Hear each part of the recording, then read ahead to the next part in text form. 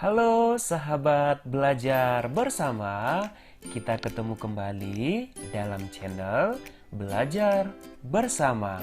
Bagaimana kabarnya hari ini? Semoga kabarnya baik-baik ya. Oke, pada video kali ini kita akan belajar IPS materi kelas 9 semester ganjil, yaitu bab 1 interaksi antar ruang benua Asia dan benua lainnya. Baik, apa ya yang kita pelajari pada video kali ini? Penasaran kan? Karena kita akan belajar mengenai benua yang ada di dunia. Yang pertama, kita akan belajar letak dan luas benua Asia dan benua lainnya. Kemudian kita akan belajar kondisi alam dan dinamika kependudukan negara-negara di dunia. Yang ketiga, pengaruh perubahan ruang dan interaksi antar ruang di benua Asia dan benua lainnya. Kita lanjut ya, materi yang pertama, letak dan luas benua Asia dan benua lainnya. Baik, kita amati gambar berikut, yaitu letak dan luas benua Asia dan benua lainnya. Kita amati dalam gambar berikut, ada 5 benua besar yang sudah dihuni oleh manusia. Yang pertama, ada benua Amerika. Benua Amerika, jika kita lihat letak astronomisnya, berada 170 derajat bujur barat sampai 35 derajat bujur barat dan 83 derajat lintang utara sampai 55 derajat lintang selatan.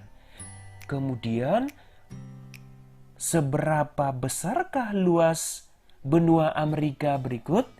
Ya, luas wilayah 42 juta kilometer persegi.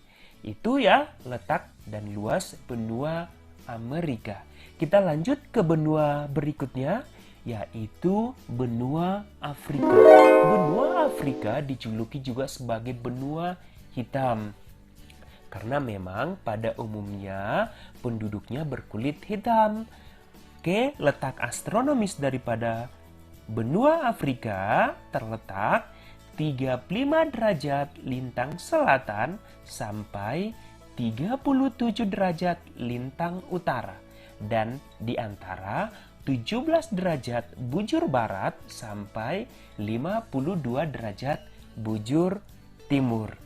Oke, lalu luas Afrika itu benua Afrika seluas 30,29 juta kilometer persegi. Ayo, gimana kalau kita bandingkan benua Amerika dengan benua Afrika? Mana yang lebih luas? Ya, benar, yang lebih luas adalah benua Amerika.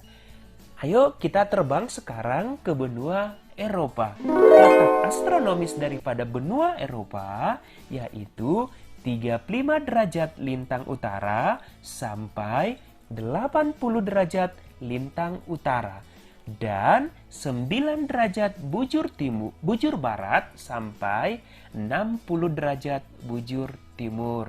Begitu ya letak astronomis benua Eropa. Lalu seberapa luas ya benua Eropa tersebut? Kalau kita lihat dari peta tersebut, luas wilayah benua Eropa yaitu 10,35 juta kilometer persegi. Kita lanjut benua Asia, di mana disinilah kita berada atau Indonesia termasuk kepada benua Asia. Letak astronomisnya yaitu 80 derajat lintang utara sampai 11 derajat lintang selatan dan 26 derajat bujur timur sampai 170 derajat bujur timur. Luas wilayah benua Asia yaitu 44 juta kilometer persegi. Cukup luas ya jika dibandingkan dengan benua-benua yang lain. Kita lanjut ke negara kita, negara Indonesia.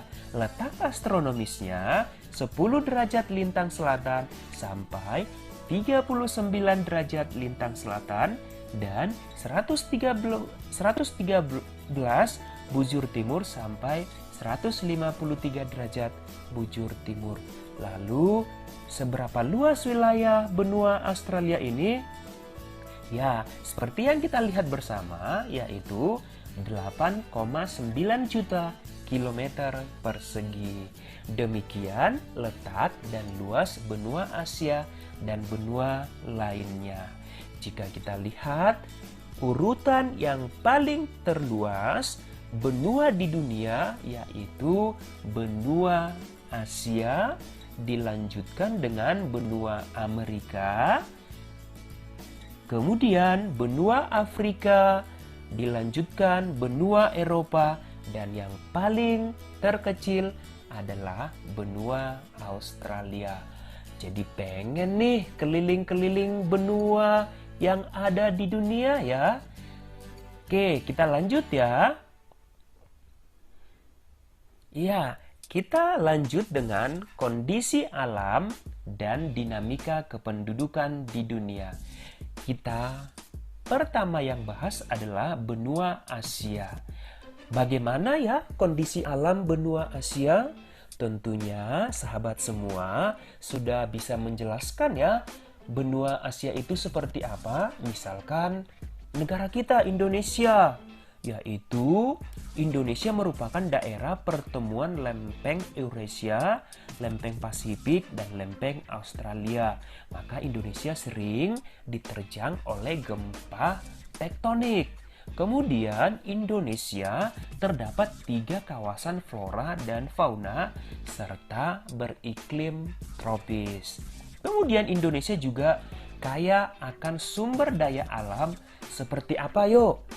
Ya, ada tambang, hutan, pertanian, dan perkebunan. Kita lanjut ya, negara yang berada di benua Asia adalah Korea Selatan. Siapa yang suka nonton film Korea? Ayo ngaku. Tapi kita tidak belajar mengenai film Korea ya. Yang kita pelajari adalah pada video ini kondisi alam Korea Selatan, yaitu terdapat titik tertinggi di Halasan dan pegunungan Taebak. Kemudian memiliki hutan tropis di sepanjang pantai selatan dan pulau Jeju. Iklimnya di sini sedang dengan 4 musim. Begitu ya kondisi alam beberapa benua Asia. Oke, kita lanjut kondisi penduduknya seperti apa ya? Kita amati piramida penduduk benua Asia. Ayo, masih ingat kan bentuk-bentuk piramida penduduk? Kalau kalian mengamati piramida penduduk benua Asia seperti apa? Ayo silakan dijawab, boleh ditulis di kolom komentar ya.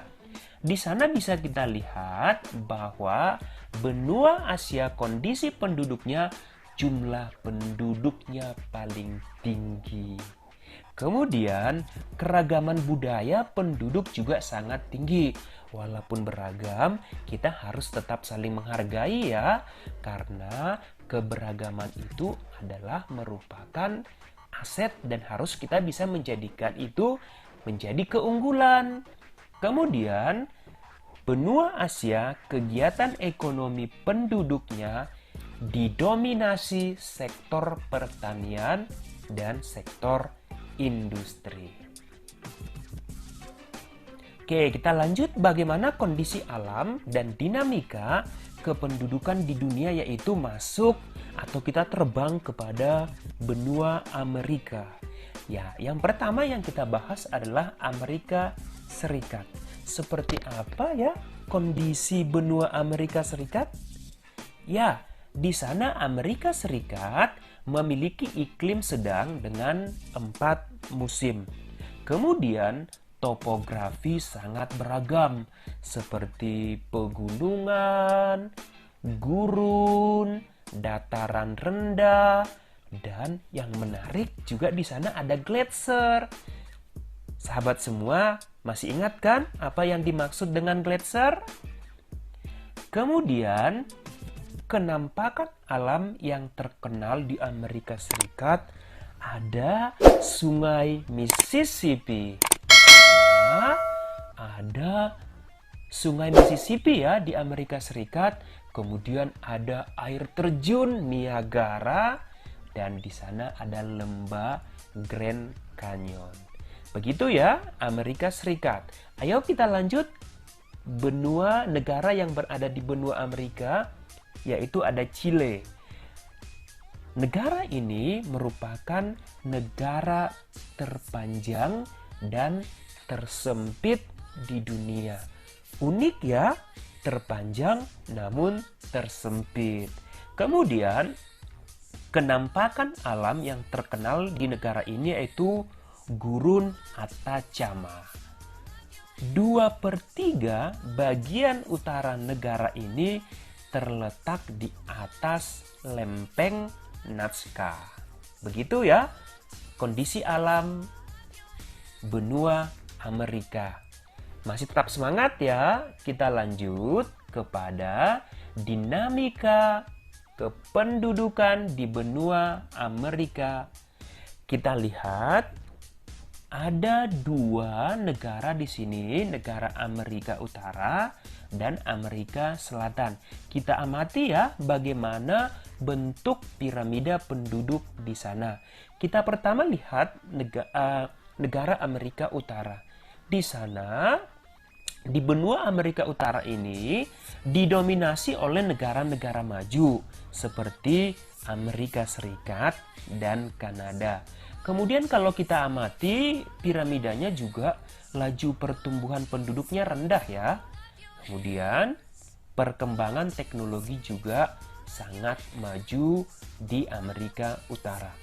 Kemudian kita lanjut kepada Amerika Selatan. Yuk kita amati seperti apa kondisi kependudukannya. Apakah ini piramida penduduk muda atau piramida penduduk tua? Ya, kalian benar. Ini hampir mirip seperti piramida penduduk muda ya. Di mana di Amerika Selatan, kegiatan ekonomi kependudukannya didominasi oleh sektor pertanian. Hampir mirip ya kondisi kependudukan di Indonesia atau di benua Asia.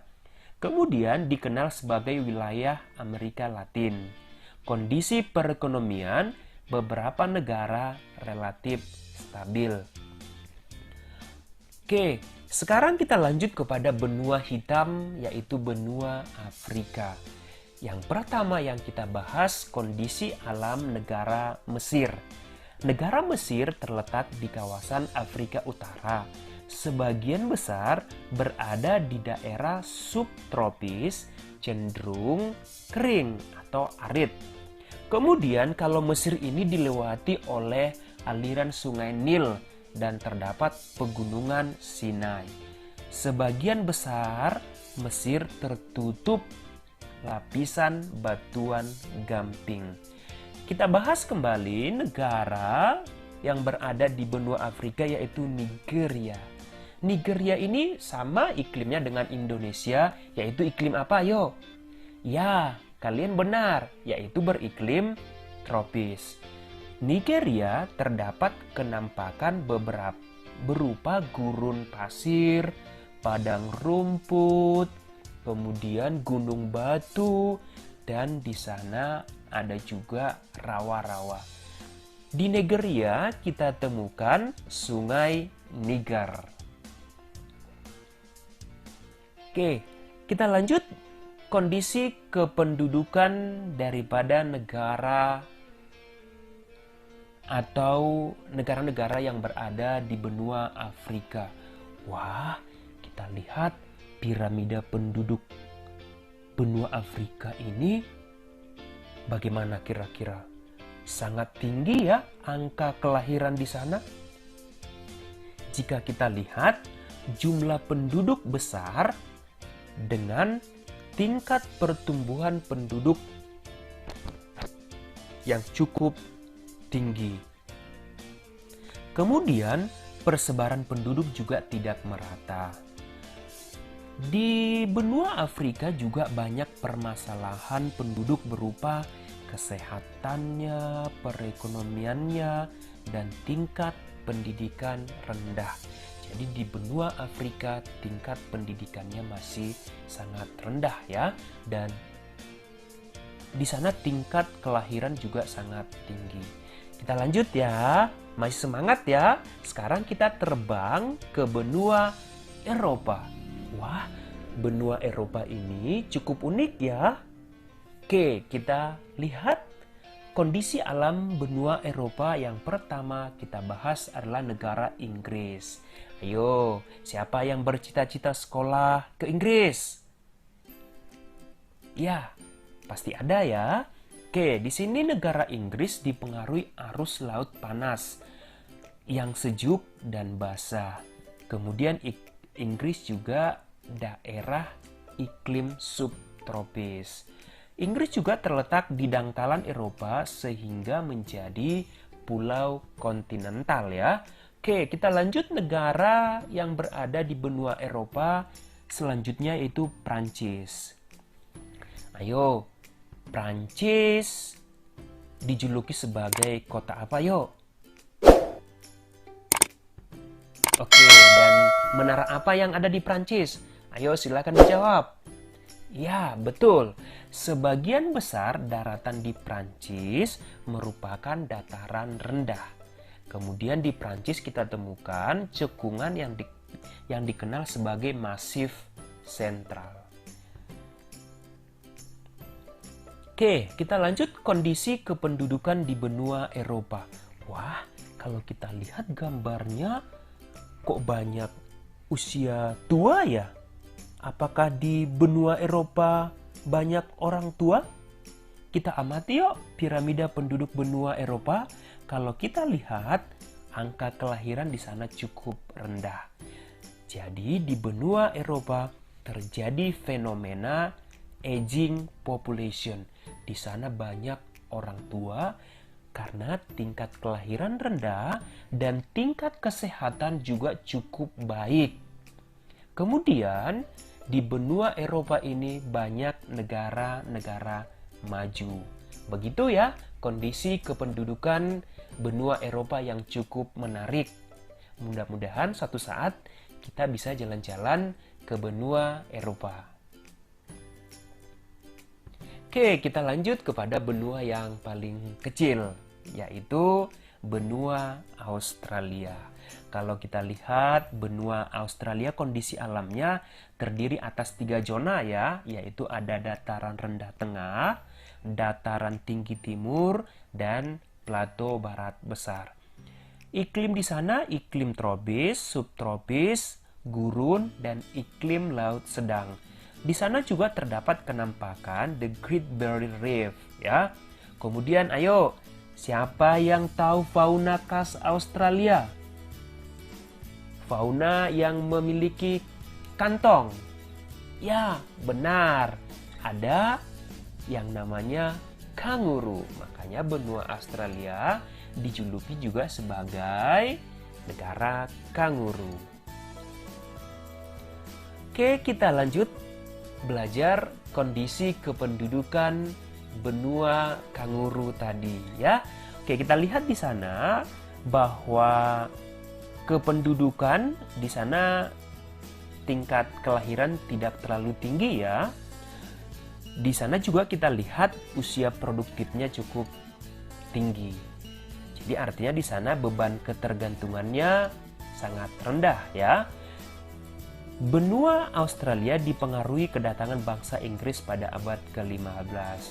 Perekonomian didukung sektor pertanian, perkebunan, perindustrian, dan jasa. Kemudian tadi seperti yang dijelaskan bahwa di benua Australia pertumbuhan penduduk sangat lambat. Begitu ya kondisi alam dan kondisi kependudukan benua Australia. Oke, kita lihat di sini. Kita lanjut ya, bagaimana pengaruh perubahan ruang dan interaksi antar ruang di benua Asia dan benua lainnya. Yang pertama, pengaruh perubahan ruang yaitu faktor alam. Di sana terjadi yang namanya tsunami, terjadi juga banjir, gunung meletus, longsor, dan juga ada badai. Kemudian, pengaruh perubahan ruang terhadap aktivitas manusia yaitu pemanfaatan alam secara eksploitasi atau secara besar-besaran. Kemudian di sana juga penggunaan lahannya tidak seimbang. Begitu ya, pengaruh perubahan ruang dan interaksi antar ruang di benua Asia dan benua lainnya.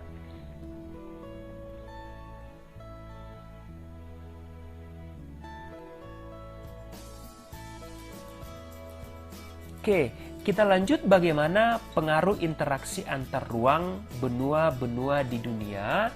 Kita lihat dari bidang ekonomi. Di sana pengaruh interaksi antar ruang benua-benua yang ada di dunia, misalkan interaksi antara benua Amerika dengan benua Asia dengan benua Australia di bidang ekonomi, yaitu mendukung pertumbuhan ekonomi setiap negara yang melakukan interaksi. Kemudian juga di sana daya saing ekonomi meningkat, kualitas produk meningkat, peluang investasi juga semakin terbuka karena ada interaksi antar benua-benua di dunia. Lalu bagaimana ya pengaruh interaksi antar ruang benua-benua di dunia dalam bidang sosial budaya? Misalkan penduduk Amerika melakukan interaksi ke Asia.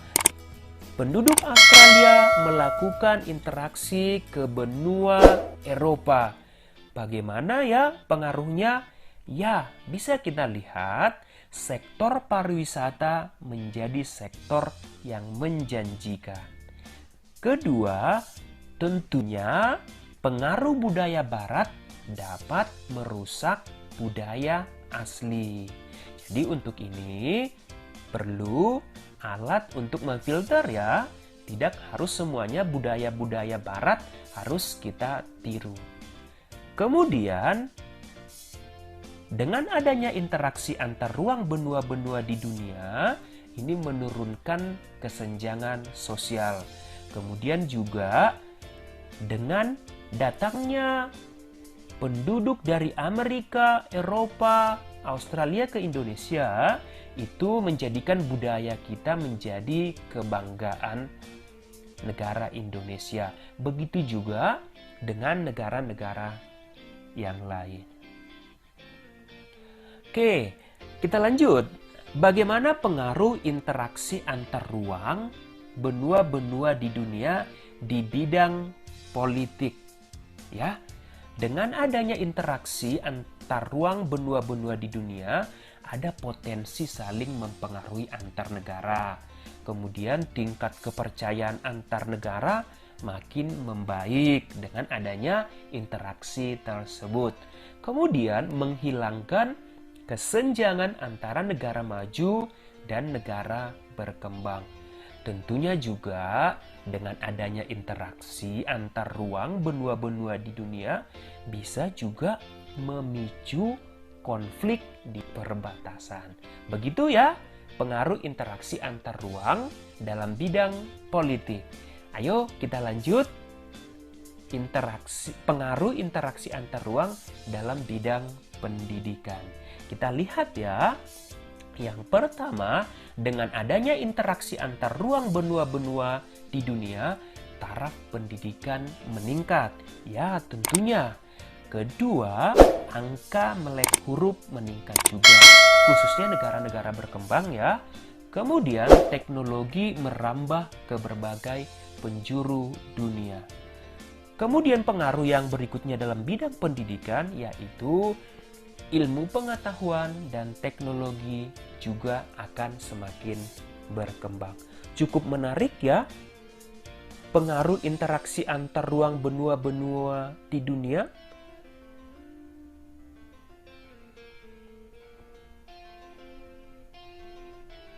Baik, demikian materi kita pada video pembelajaran kali ini. Cukup menarik ya adik-adik, kita belajar mengenai letak dan luas negara-negara benua Asia dan benua lainnya.